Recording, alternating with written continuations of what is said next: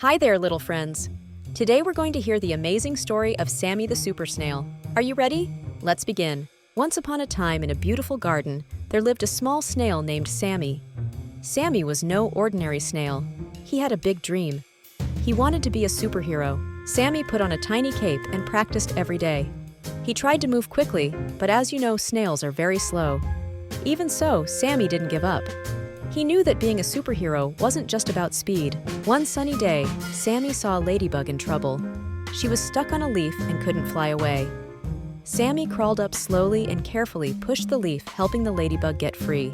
Another day, Sammy found a lost ant who couldn't find her way back home. Sammy offered to help.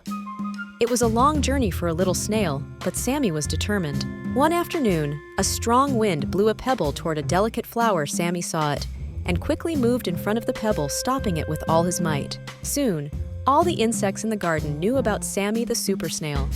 They celebrated him for his bravery, kindness, and big heart. Sammy had shown everyone that you don't need super speed or strength to be a hero. All you need is a caring heart and the courage to help others. And so Sammy the Super Snail became the hero of the garden, loved and admired by all. Remember, little friends, you can be a hero too by being kind and helping those around you.